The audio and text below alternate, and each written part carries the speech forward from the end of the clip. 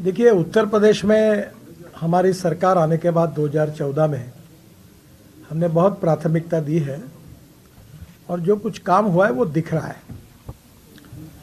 जो नई बातें बताना है उसकी मैं पहले शुरुआत करूंगा कि उत्तर प्रदेश में करीब 1 लाख करोड़ खर्चा करके हम 8 ग्रीनफील्ड एक्सप्रेसवे और इकोनॉमिक कॉरिडोर बना रहे हैं।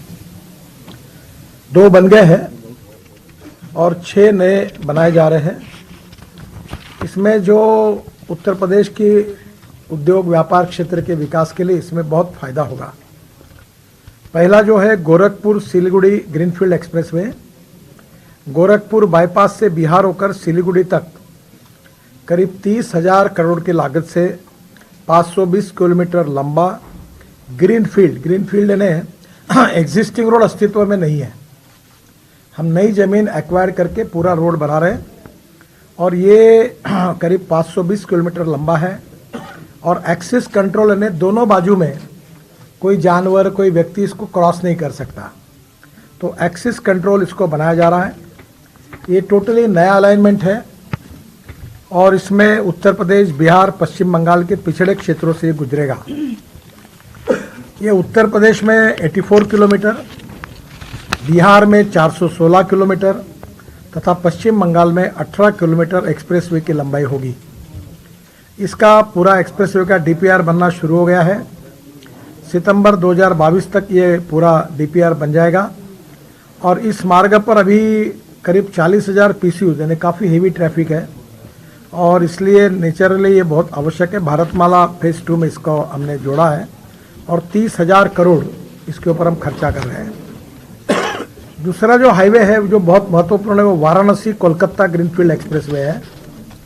वाराणसी से कोलकाता तक 20,000 करोड़ की लागत से 686 kilometre 6 lane greenfield access control expressway बनाया जाएगा। ये उत्तर प्रदेश में चंदौली से शुरू होकर यह ग्रीन एक्सप्रेसवे बिहार झारखंड होकर हावड़ा तक जाएगा। ये एक्सप्रेसवे का काम तैयारी हो गई है, अलाइनमेंट पक्की हो गई है और एक्सप्रेसवे का काम अप्रैल 2022 तक अवार्ड हो जाएगा। तीसरा जो है वाराणसी औरंगाबाद चारदोहा कॉरिडोर, ये 4,500 करोड़ रुपए के लागत से 262 किलोमीटर 6 लेन कॉरिडोर बनाया जा रहा है। इस कॉरिडोर की लंबाई उत्तर प्रदेश में 57 किलोमीटर तथा बिहार में 135 किलोमीटर है और 192 किलोमीटर में काम चल रहा है जो दिसंबर 2023 में पूरा हो जाएगा। 70 किलोमीटर का काम अप्रैल 2022 में अवार्ड हो जाएगा। ये इकोनॉमिक कॉरिडोर वाराणसी से बिहार के औद्योगिक क्षेत्र से होकर धनबाद को जोड़ेगा। तीसरा एक महत्वपूर्ण है जिसकी घोषणा अभी मैंने की थी वो लखनऊ से कानपुर, यह नया ग्रीनफील्ड एक्सप्रेसवे है। इसकी कीमत 5,000 करोड़ की लागत से 63 किलोमीटर 6 लेन ग्रीनफील्ड एक्सप्रेसवे का टेंडर हो गया है। इसका काम अप्रैल 2022 से शुरू हो जाएगा। यह एक्सप्रेसवे शुक्लागंज से प्रारंभ होगा और लखनऊ रिंग रोड से जुड़ेगा। इस एक्सप्रेसवे बनने से कानपुर से लखनऊ एयरपोर्ट का समय बहुत कम हो जाएगा। मेरे अंदाज से वो 30 से 35 मिनट हो जाएगा, तो एकदम कानपुर और लखनऊ के लिए एक ही एयरपोर्ट जैसा हो जाएगा। और ये इसे लखनऊ आगरा एक्सप्रेसवे से भी जोड़ा जाएगा जिससे दिल्ली की दूरी भी कम हो जाएगी। इस एक्सप्रेसवे के बनने से लखनऊ से कानपुर जाने में अभी 1.5 घंटे का समय जो 2-2.5 घंटे लगता है वो 1.5 घंटा बच जाएगा। एक हाईवे जो बना रहे हैं हम लोग दिल्ली से देहरादून, ये ग्रीनफील्ड एक्सप्रेसवे है। इसकी कीमत 12,000 करोड़ रुपए है। ये 210 किलोमीटर 6 लेन दिल्ली से देहरादून तक का ग्रीनफील्ड एक्सेस कंट्रोल एक्सप्रेसवे बन रहा है। यह मार्ग दिल्ली के अक्षरधाम से ईपी, बागपत, शामली, सहारनपुर, मुजफ्फरनगर से देहरादून तक जाएगा। इससे दिल्ली से देहरादून 2 घंटे में। मैं भी उत्तराखंड में प्रचार में था तो मुख्यमंत्री जी बता रहे थे कि हमारे यहाँ रोज दिल्ली से 10 फ्लाइट आती है, तो मैंने उनको आश्वस्त किया था कि 1 साल के अंदर एक भी फ्लाइट नहीं आएगी, क्योंकि दिल्ली से एयरपोर्ट जाना और फिर देहरादून से घर जाना इसी में 4 घंटे लगते, उसके बजाय दिल्ली से देहरादून 2 घंटे में हो जाएगा। दिल्ली से हरिद्वार 2 घंटे में हो जाएगा। दिल्ली से जयपुर 2 घंटे में होगा। दिल्ली से चंडीगढ़ 2.5 घंटे में होगा। दिल्ली से अमृतसर 4 घंटे में होगा। दिल्ली से कटरा यानी वैष्णो माता जी का मंदिर है 6 घंटे में होगा। और दिल्ली से श्रीनगर 8 घंटे में होगा। और दिल्ली से मुंबई केवल 12 घंटे में होगा। इसी साल एंड तक ये पूरे काम काफ़ी हो जाएंगे, काफ़ी काम चालू है। ये दिल्ली देहरादून ग्रीनफील्ड हाईवे जो है ये दिल्ली के अक्षरधाम से शुरू होगा। ये हरिद्वार के लिए नहीं करनी है, कुछ सहारनपुर में हम बाईपास बना रहे हैं जिससे 2000 करोड़ की लागत से सहारनपुर में 50 किलोमीटर का 6 लेन नया मार्ग बनाया जाएगा। फिर एक बहुत महत्वपूर्ण हाईवे जो मध्य प्रदेश के लिए है वो है चंबल एक्सप्रेसवे। 8000 करोड़ की लागत से 358 किलोमीटर लंबा चंबल एक्सप्रेसवे इटावा से शुरू होगा। ये चंबल एक्सप्रेसवे उत्तर प्रदेश से इटावा, श्योपुर, भिंड, मुरैना से होकर कोटा तक जाएगा। दिल्ली मुंबई हाईवे को वहाँ मिलेगा और यहाँ से डायरेक्ट मुंबई जा पाएंगे इटावा से। ये एक्सप्रेसवे दिल्ली मुंबई कॉरिडोर के नॉर्थ साउथ कॉरिडोर से ईस्ट वेस्ट कॉरिडोर को जोड़ेगा।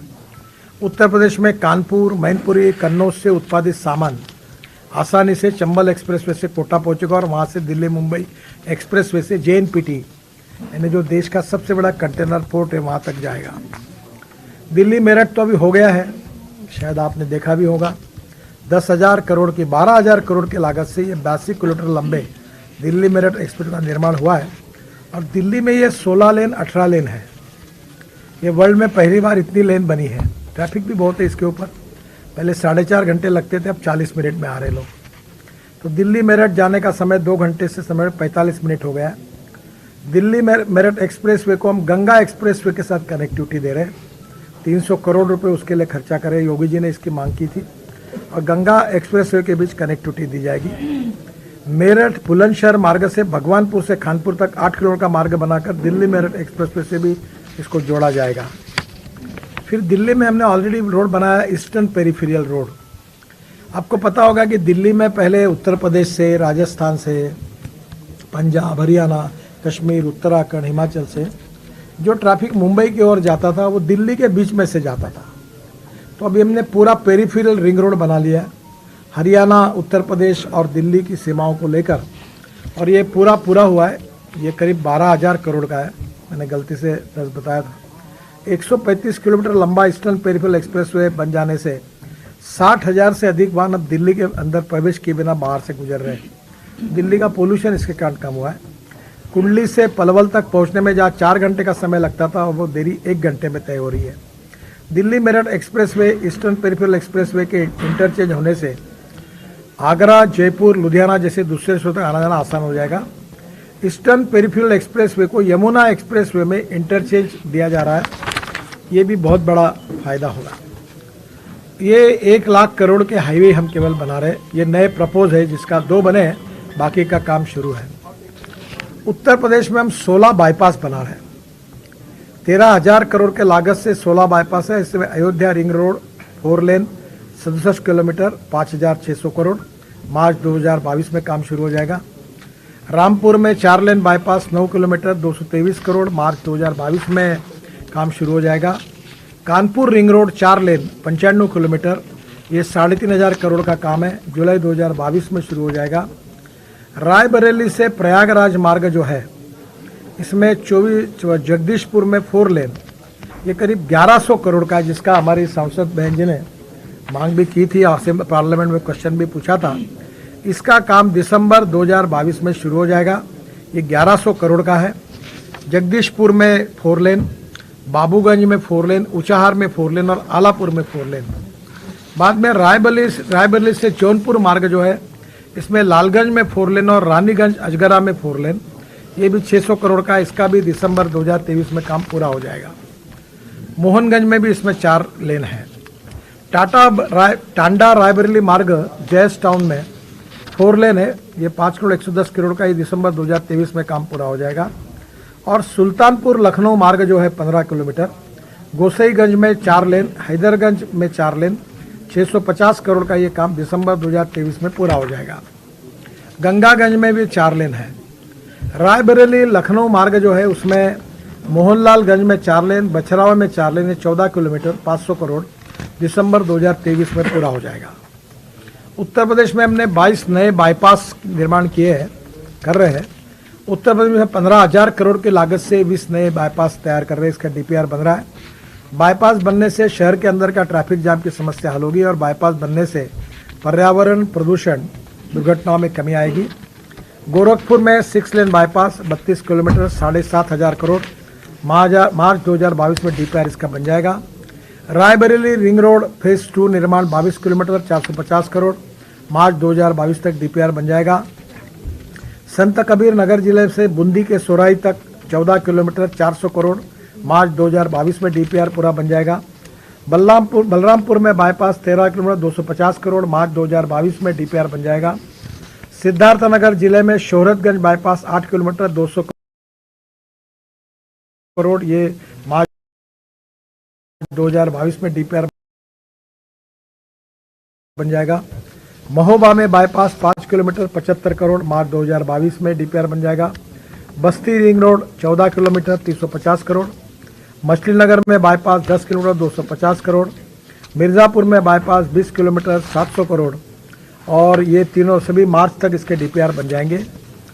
संत कबीर जिले में 15 किलोमीटर 175 करोड़ डीपीआर बन रहा है रामनगर के बाईपास के लिए और ये भी डीपीआर मार्च में हो जाएगा। Amethi bypass part 2 7 kilometre 200 crore इसका भी डीपीआर बन रहा है। श्रावस्ती जिले में गिलोला बाजार में बाईपास 5 किलोमीटर 100 करोड़ इसका भी डीपीआर बन रहा है। चित्रकूट धाम करवी में बाईपास 15 किलोमीटर 200 करोड़ इसका डीपीआर बन रहा है। गोरखपुर जिले के फरिंदा में बाईपास 4 किलोमीटर 200 करोड़ डीपीआर बन रहा है। Gonda bypass 12 kilometre 500 crore. Deoria bypass 19 kilometre 600 crore. Kanpur के नवाबगंज में बाईपास 20 किलोमीटर 600 करोड़ और बस्ती के केलवारी में बाईपास 10 किलोमीटर 400 करोड़। महाराजगंज में बाईपास 15 किलोमीटर 250 करोड़ और Jaunpur ring road 50 kilometre 1000 crore ये सब डीपीआर बन रहे हैं। मैं आपको बताना चाहता हूं कि उत्तर प्रदेश में 2014 से 2021 तक हमने 90,000 करोड़ की लागत से 4,722 किलोमीटर सड़क निर्माण का काम पूरा किया है। उत्तर प्रदेश में 1,60,000 करोड़ यानी समझ लीजिए कि 4,700 किलोमीटर के सड़क का काम चल रहा है और दोनों पकड़ के होता है 2.5 लाख करोड़। फिर उत्तर प्रदेश पिछले 3 साल में 26,000 करोड़ की राशि किसानों को हमने मुआवजा के रूप में दी है तो होगा 2,75,000 करोड़। फिर 13,000 करोड़ की लागत से 16 बाईपास और 15,000 करोड़ की लागत से 20 नए बाईपास यानी ये हो गया 3 लाख करोड़ पूरा। और इसके साथ साथ लखनऊ कनेक्टिविटी के लिए हमने 4,500 करोड़ की लागत से 105 किलोमीटर का लखनऊ रिंग रोड का काम तेजी से चल रहा है। 71 करोड़ रिंग रोड का पूरा हुआ, 34 किलोमीटर दिसंबर 22 तक पूरा होगा। 8,000 करोड़ की लागत से हमने लखनऊ अयोध्या गोरखपुर तथा 252 किलोमीटर 6 लेन ग्रीनफील्ड मार्ग का डीपीआर बना है जो लखनऊ अयोध्या और गोरखपुर तक है। इस मार्ग में 6 लेन बनने से सामाजिक आर्थिक और धार्मिक कनेक्टिविटी बेहतर हो जाएगी और यह राम जानकी मार्ग की कनेक्टिविटी को बेहतर करेगा। यह उत्तर प्रदेश में 6 लेन और बिहार में 4 लेन बनने से अयोध्या से जनकपुर तक की यात्रा होगी। 6,000 करोड़ की लागत से 268 किलोमीटर लखनऊ से वाराणसी मार्ग का निर्माण हो रहा है जिसमें लखनऊ से सुल्तानपुर तक 130 किलोमीटर 4 लेन सड़क बन गई है और सुल्तानपुर से वाराणसी तक 138 किलोमीटर 4 लेन मार्ग का निर्माण होगा। लखनऊ से प्रयागराज 4 लेन सड़क बनाई जाएगी तो उसमें ऑलरेडी मैंने बताया आपको कि लखनऊ से रायबरेली 4 लेन, रायबरेली से प्रयागराज तक 105 किलोमीटर 4 लेन का काम जो है जल्दी शुरू हो जाएगा। और लखनऊ से कानपुर होकर प्रयागराज तक के सड़क निर्माण का जो काम हो रहा है इसकी कीमत 4,548 करोड़ की लागत से 99 किलोमीटर 6 लेन कानपुर से प्रयागराज तक की सड़क 2022 में पूरी हो जाएगी। 4,700 करोड़ की लागत से 63 किलोमीटर 6 लेन ग्रीनफील्ड एक्सप्रेसवे बनने से प्रयागराज से लखनऊ करीब 2.25 घंटे में तथा अयोध्या 3.5 घंटे में पहुंचा जा सकेगा। एक महत्वपूर्ण बात इसलिए है कि मैं ये एक प्रयागराज से जो रायबरेली तक 105 किलोमीटर मार्ग है वो 4 लेन हम कर रहे हैं। प्रयागराज से कानपुर तक जो है उसका भी मैंने भी बताया आपको। प्रयागराज में फाफामऊ में हम गंगा पर एक बड़ा ब्रिज बना रहे हैं, उसका मैं आपको थोड़े आइडिया आएगी इसलिए बताता हूँ। ये एक चित्र है, ये गोवा में हम बना रहे हैं।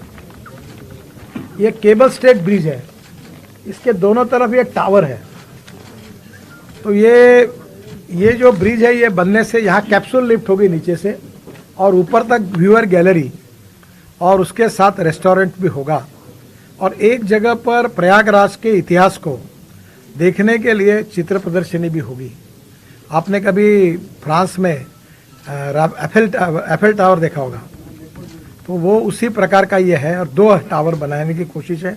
तो ये जो चित्र है उसके ये गोवा के है और लगभग उसी को डिज़ाइन करने के लिए दिया है और ये बहुत ही अच्छा है। तो मुझे लगता है कि ये आने वाले समय में ये केवल भारत का नहीं तो विश्व के आकर्षण का केंद्र बनेगा। हाँ, अच्छा।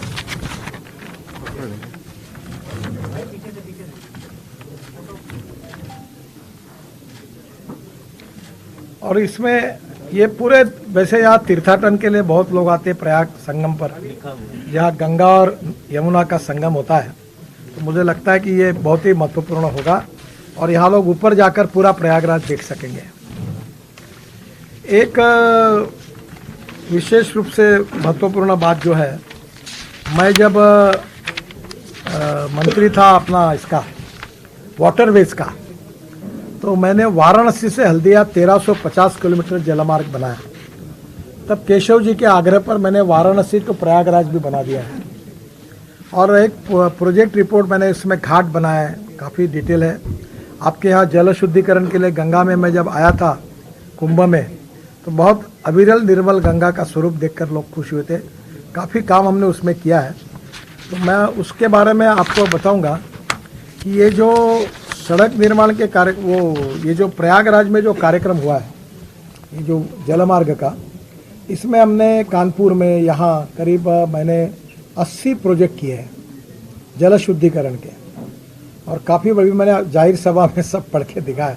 मैं आपका समय नहीं लेता, पर ये जलमार्ग बनाते समय मैंने एक कल्पना की थी कि पानीपत सोनीपत से यमुना से निकलेंगे, वहाँ से दिल्ली से आगरा, आगरा से मथुरा, मथुरा से इटावा और इटावा से प्रयागराज।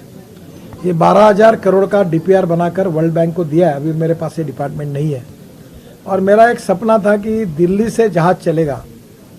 और मैं ऐसे ठोकराड़ मारने वाले लीडर में से नहीं हूँ, मैं जो बोलता हूँ वो 100% बातें होती है। पर ये जो प्रयोग, अभी मैं उसका मंत्री नहीं हूँ, पर मेरा प्रयास ये था कि पूरा जलमार्ग पे ट्रैफिक आए। अब इसकी बात समझ लो, रोड से जाना है तो 10 रुपये लगता है, रेलवे से 6 रुपये और पानी से 1 रुपया। हमारे देश में लॉजिस्टिक कॉस्ट ज़्यादा है और ये प्रयागराज से निकलकर वाराणसी तक जलमार्ग बन गया। वाराणसी से हल्दिया तक इसमें 4 मल्टी मॉडल हब बने हैं। वाराणसी, गाजीपुर, साहिबगंज और हल्दिया चारों बन गए। फिर 40 रिवर पोर्ट बने हैं। तो इसका सबका फायदा ये होगा कि यहाँ का ट्रेड बिजनेस एकदम बढ़ जाएगा क्योंकि लॉजिस्टिक कॉस्ट कम होगी। और वो हल्दिया से बंगाल के खाड़ी से ब्रह्मपुत्रा, फिर ब्रह्मपुत्रा का ड्रेजिंग मैंने पूरा किया बांग्लादेश के मुंगली एयरपोर्ट तक। तो ये ब्रह्मपुत्रा से जाकर south east Asia, Indonesia, Malaysia, China और नॉर्थ ईस्ट को जोड़ेगा। तो सोनीपत, पानीपत से लेकर चाइना तक, इंडोनेशिया, मलेशिया तक अगर ये जलमार्ग बनेगा तो हिंदुस्तान की सबसे बड़ी समस्या अगर कोई है तो हमारी लॉजिस्टिक कॉस्ट 17 से 18% है, 16% है। चाइना की लॉजिस्टिक कॉस्ट 8 से 10% है।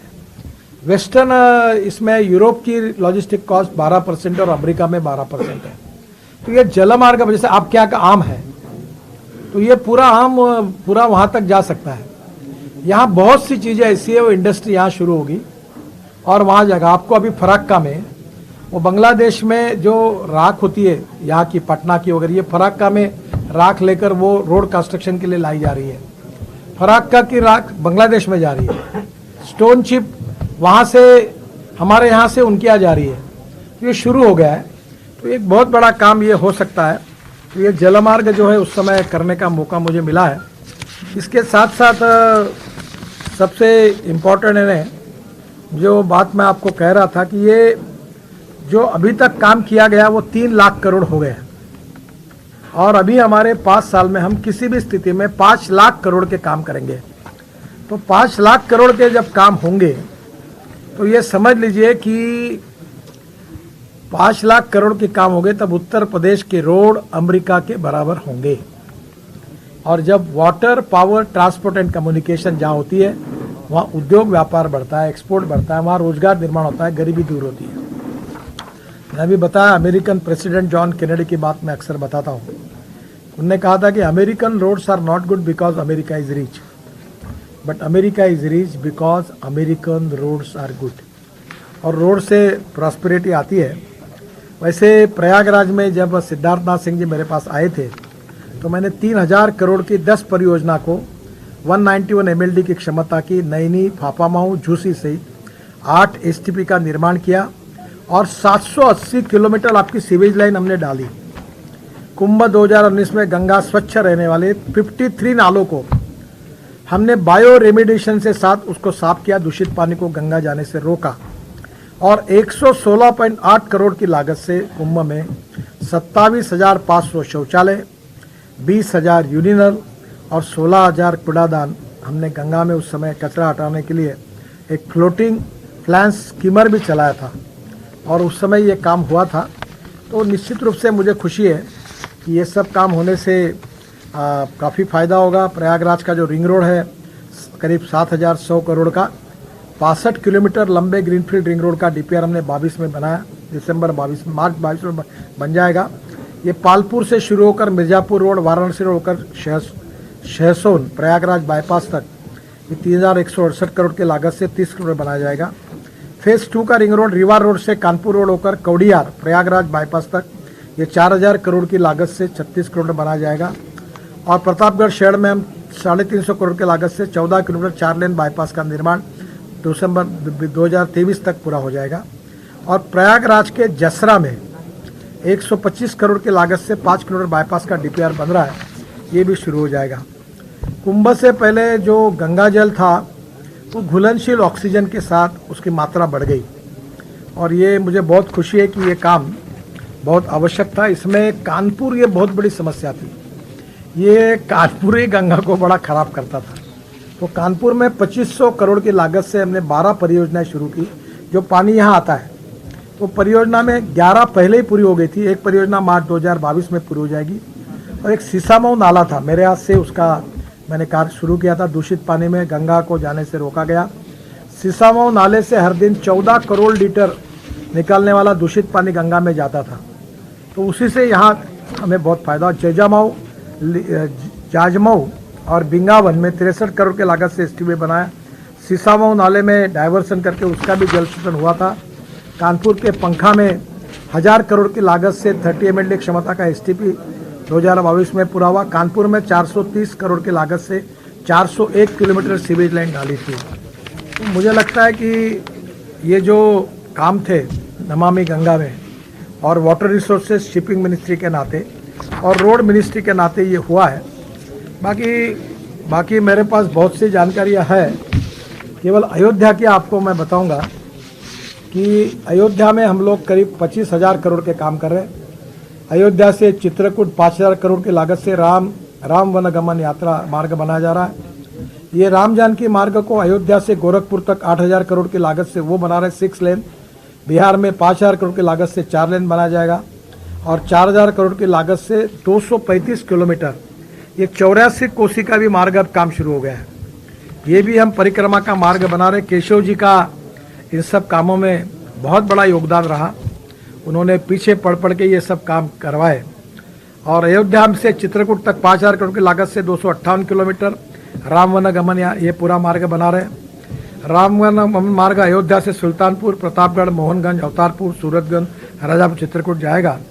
और अयोध्या से प्रतापगढ़ 102 किलोमीटर का मार्ग निर्माण हो गया है और प्रतापगढ़ से चित्रकूट 156 किलोमीटर 2022 में प्रारंभ हो जाएगा। तो एक प्रकार से अयोध्या हो, एक्सप्रेस हाईवेज हो, इतिहास और विशेष रूप से तीर्थाटन के लिए प्रयागराज हो, इंडस्ट्री, उद्योग, खेती के विकास से भी हो, हमने बहुत सी योजनाएं की है।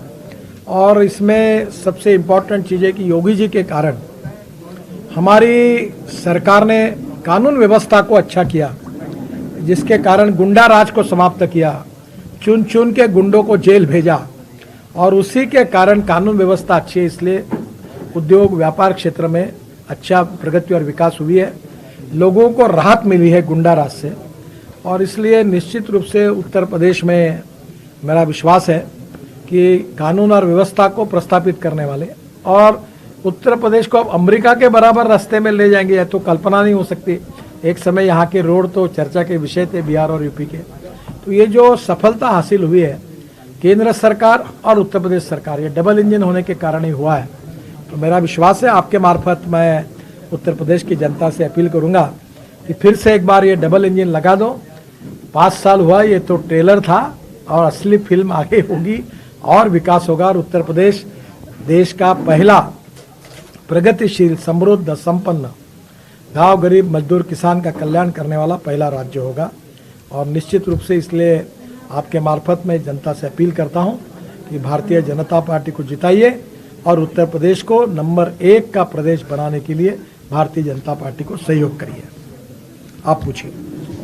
2 चरण में जो मतदान हुए हैं उसमें किस तरह की आपको भूमिका दिख रही है, किस तरह का लगा? ये तो आप लोगों के भरोसे है भाई साहब, मैं तो भविष्यवेत्ता भी नहीं हूँ और मैं पूरे देश में घूम रहा हूँ, तो मुझे जानकारी। दावा कर रहा है कि बहुत आगे निकल गए। चुनाव में सभी दावे करते हैं। प्रयागराज में पानी में जहाज उतारेंगे, ये कल्पना कब तक साकार होगी? ये कल्पना पूरी हो गई। इसमें ऐसा है कि इसके बारे में जो कानून बनाना था वो पूरे कानून बन गए। जो एमपीबीएस सी प्लेन बोलते हैं, जो पानी पे उतरता है, जो हवाई पट्टी से उड़ता और पानी से उतरता, पानी से उड़ के हवाई पट्टी पे उतरता। मैं 20 ऐसी एयर रोड बना रहा हूँ जो एयर स्ट्रिप में काम में आएंगे। उसमें 6 बन गए कि जहाँ बड़े बड़े हवाई, अभी राजनाथ जी और मैं राजस्थान में हमारे वो 3 ट्रक को लेकर जाने वाले जहाज से उतरे थे रोड पर, तो वो भी अभी काफ़ी जगह हमने बनाया है। इसके साथ ये जो एमपीबीएस सी प्लेन है, इसको मैं फ्लाइंग बोट कहता हूँ, उड़ने वाली नाव, बोट। तो ये ऐसा है कि इसके कानून सब बन गए हैं। 18 सीटर की कीमत करीब 18 करोड़ है। मैं जब था तो मैंने काफ़ी इंटरेस्ट लेकर इसमें लोगों को, प्राइवेट इन्वेस्टर को लाया था। स्पाइस जेट वालों को भी कहा था, वो कुछ सोच रहे थे 100 ऐसे फ्लाइट लेना। तो जैसे आप गोमती से निकले लखनऊ से तो यहाँ उतर गए, या कोई बड़ा तालाब होगा वाराणसी में तो वहाँ गंगा से निकलेंगे तो यहाँ इधर उतर जाएंगे। तो ये पानी में, नदी में रिवर पोर्ट बनेगा, वाटर पोर्ट बनेगा और रात को भी उतर सकते हैं। अब ये मैंने ट्रायल ऑलरेडी अपने सरदार सरोवर में भी हुई, मोदी जी ने की थी। फिर मैंने इसके पहले प्लेन के टायर मुंबई के समुद्र में प्लेन के ट्रायल की थी। अब केवल यहाँ के लोगों को, प्राइवेट इन्वेस्टरों को बुलाकर ये शुरू करना चाहिए। तो अगर थोड़ा सा जुज भी वहाँ व्यवस्था, वो भी घाट मैंने बना दिया आपके प्रयागराज में, सब जगह जेटी भी बना दिए मैंने, मेरे डिपार्टमेंट से ही करवा दी। केशव जी और मैं थे तो जेटी जी का लोकार्पण किया था मैं जब आया था। तो मुझे लगता है आने वाली नई सरकार इसको शुरू करेगी, ऐसी उम्मीद है। ऐसा है कि अभी मैं रोपवे, केबल कार, फनाकुलर रेलवे का भी हुआ है, इंचार्ज मेरे पास आया डिपार्टमेंट। अभी मैं 16 रोपवे केबल कार उत्तराखंड में बना रहा हूँ, करीब 16 हिमाचल प्रदेश में बना रहा हूँ। तो शहर के अंदर सिंगल इस पर पियर पर एक light, broad gauge, metre gauge और स्टैंडर्ड गेज, ये रेलवे के साथ है और बाकी का पूरा पब्लिक ट्रांसपोर्ट इलेक्ट्रिसिटी मेरे साथ है। तो इस शहर के रोड पर ऊपर के ऊपर स्टेशन बनाकर एक लाइट रेल ट्रांसपोर्ट की मांग केशव जी ने मेरे पास की थी। वो चुनाव आचार संहिता लग गई, उस समय हम इस पर अध्ययन कर रहे हैं। तो ये निश्चित रूप से हम इस प्रकार की ट्रांसपोर्ट सिस्टम करेंगे, लोग ऊपर के ऊपर जाएंगे, नीचे उतरेंगे। तो ये टेक्नोलॉजी कौन सी सिलेक्ट करना है, उसमें 5-7 टेक्नोलॉजी है, पर निश्चित रूप से इसके बारे में मेरे तरफ से मैं करने के लिए पूरी मदद करूँगा। सर, यूपी चुनाव में आप आए हैं सर यहाँ पर प्रचार के लिए, जैसे अपने आपने तमाम उपलब्धियां बताई हैं, कहते हैं कि यूपी से ही केंद्र का रास्ता जाता है। जब 2024 में चुनाव होंगे तो किस तरह की यहाँ उम्मीद कर रहे हैं कि सरकार बनेगी और आगे उसका फायदा मिलेगा केंद्र में? देखो, जो 50 साल में नहीं हुआ वो 5 साल में मोदी जी और योगी जी के नेतृत्व में हमारी सरकार ने करके दिखाया। उत्तर प्रदेश के भविष्य को और तकदीर को। और एक विषय मैंने अभी कहा नहीं, जो मेरा प्रिय विषय है, मैं ट्रांसपोर्ट मंत्री हूँ। अभी 8 लाख करोड़ का पेट्रोल डीजल इंपोर्ट होता है। मैंने इलेक्ट्रिक पर ethanol, methanol, biodiesel, bio CNG, green hydrogen सब लाया है। अभी मैंने कार ली है टोयोटा की, जापान से आई है, मेरे पास है दिल्ली में। वो पानी से हाइड्रोजन, ग्रीन हाइड्रोजन पे चलती है और उसमें 15 मार्च को उसका फिलिंग स्टेशन शुरू हो जाएगा। तो ये सब टेक्नोलॉजी हमने लाई है, इसका रोजगार की सबसे ज़्यादा संभावना उत्तर प्रदेश में है। Sugar surplus, rice surplus, wheat surplus, corn surplus हमारी समस्या थी। अब मैं 2004 से इथेनॉल का लगातार बात करके पीछे पड़ा हूँ। अभी उत्तर प्रदेश के गन्ना उत्पादक किसानों का भविष्य इसलिए अच्छा हुआ क्योंकि इथेनॉल आया। अब पेट्रोल में 10% इथेनॉल डाल रहे हैं और मैंने अभी नई योजना की है। जरा आवाज मत करो उधर, भैया थोड़ा उधर आवाज मत करो, जरा कार्यकर्ता आवाज मत करो उधर। तो मैं आपको एक बात बताना चाहता हूं कि अभी मैंने फ्लेक्स इंजन की एडवाइजरी दी है। फ्लेक्स इंजन की एडवाइजरी का मतलब यह है कि अब टोयोटो, हुंडई और सुजुकी जिनका 65% शेयर है, उनने मान्य किया कि हम ये इंजन लाएंगे जो अमेरिका, ब्राजील और कनाडा में है।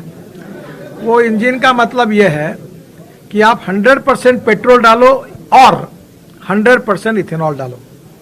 बजाज और टीवीएस और हीरो ने स्कूटर और बाइक बनाई है 100% पेट्रोल और 100% बायो इथेनॉल जो गन्ने के ऊपर तैयार होता है। तो इसका रेट है 62 रुपये। ये पेट्रोल से अच्छा है और इसका पोल्यूशन भी नहीं है, सस्ता भी है। तो अभी मैंने ये शुरू करा है, तो इससे उत्तर प्रदेश में अभी हम लोग 10% पेट्रोल में डाल रहे हैं, फिर 20% डाल रहे हैं। फिर अभी हमने पहले मोलाइसेस, शीरा, उससे इथेनॉल बनाते थे। फिर BAV मोलाइसेस यानी 7% शुगर का मोलाइसेस, उससे इथेनॉल बनाते थे। अभी हमने शुगर कैन जूस से डायरेक्ट इथेनॉल बनाने की अनुमति दी है। और अब सबसे बड़ी बात है जो आपके क्षेत्र में फायदे की है, वो राइस और मक्का और चावल, इससे भी अब इथेनॉल बनेगा। जो टूटी हुई वेस्ट चावल होती है जिसको भाव नहीं है, उससे भी इथेनॉल बनेगा। तो अब किसान अन्नदाता नहीं ऊर्जादाता बनेगा। तो इससे उत्तर प्रदेश को सबसे ज़्यादा फायदा होगा। इससे उत्तर प्रदेश इकोनॉमी बदलेगी, नए रोजगार तैयार होंगे, नए क्षेत्र विकसित होंगे। अब अभी मैंने कहा था इलेक्ट्रिक की बसें यहाँ आ गई, इलेक्ट्रिक की कारें आ गई, इलेक्ट्रिक की स्कूटर आ गई। अब वो इलेक्ट्रिक के बाद अभी ग्रीन हाइड्रोजन की कारें आएंगी और इसके साथ ये इथेनॉल का आएगा तो पूरी बसें इस पे चलेगी।